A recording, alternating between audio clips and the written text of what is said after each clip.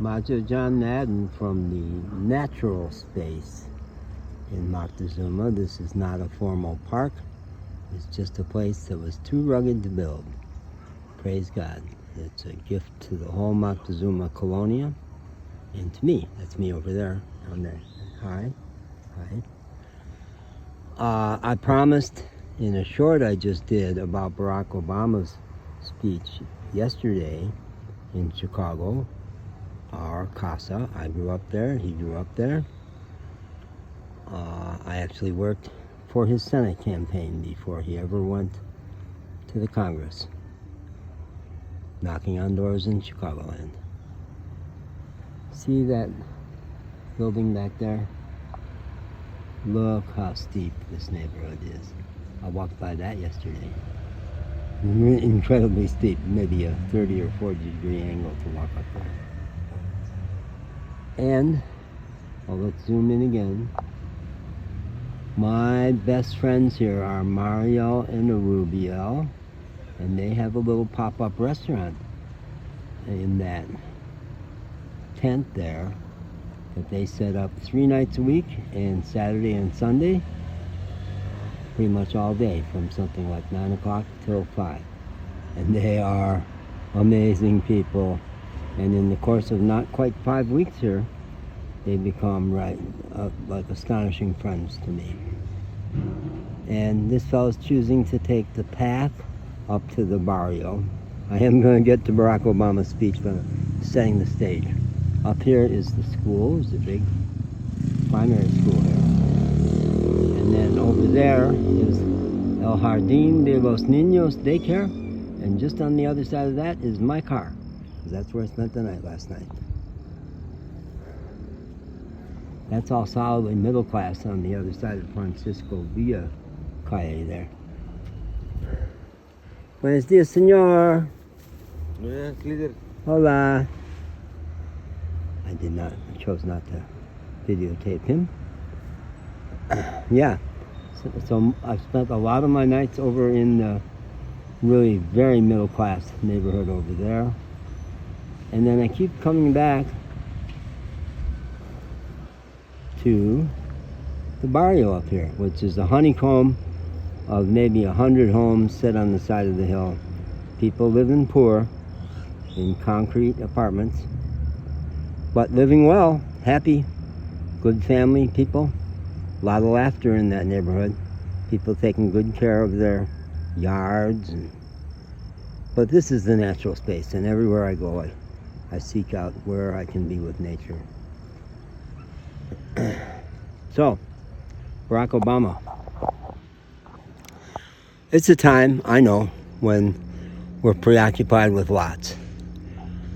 I'll admit that last night my big fixation was binge watching MSNBC videos about Trump's legal problems.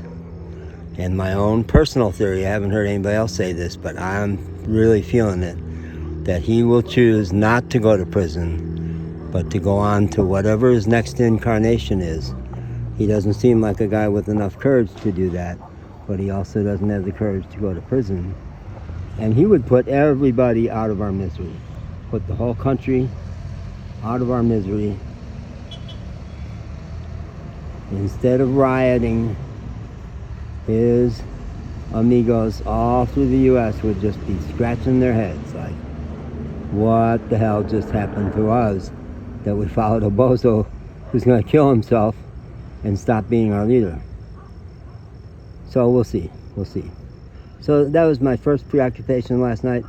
My second preoccupation last night was a little senorita down in Las Trancas who, her last message to me on WhatsApp last night was, let's go drinking tomorrow. And I love bars, and I love drinking, and I love the La Trampa Club down in Las Trancas that has live music 4 to 8 on Saturdays. So, we'll see about that. It's all a big we'll see. May happen, may not. But just as I was saying to myself, you got to get back to God, man.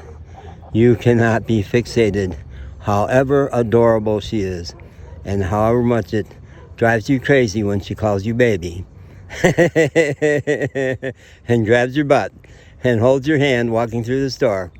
No. Move back, take a step back, go back to God, get to the big picture. And right at that moment, I stumbled on a YouTube video of Barack Obama talking in Chicago yesterday. 61 minutes. It was a big investment of time in my morning, and I sat there riveted the whole time because that talk has such breadth. It's about the moral reckoning that's been provoked by the Mideast war, where we sure like to support Israel, but we can't support them killing so many civilians or trying to wipe out the Palestinian state. No. And he went from there to democracy, to the union movement, to the environment, he just brought everything together. And did he write that speech by himself? No. It was a meeting of a consortium he's put together on the future of democracy, and this is their second annual meeting. And he was kicking off a panel. But I recommend it, folks. I really recommend it. I know we've got lots on our plate. That is pretty intellectually challenging, honestly, so it's not for everybody. But the way he brought together the whole picture from Trump to Putin was staggering and grounding and left me peaceful and saying, it's just not important whether I get my rocks off today. It's preferable. The most preferable thing is to love her totally and honor whatever the rhythm is between us. But if she doesn't even get back to me today, it's not important. No importa. No importa. No. What's important is being with my friends at the restaurant and then taking it from there. Not trying to plan the rest of the day. And not trying to plan anything pretty much. But if we understand, if we understand what's going on, and that talk will help. That'll help, I think, most anybody understand what it is we're up to in our world. Okay, thanks.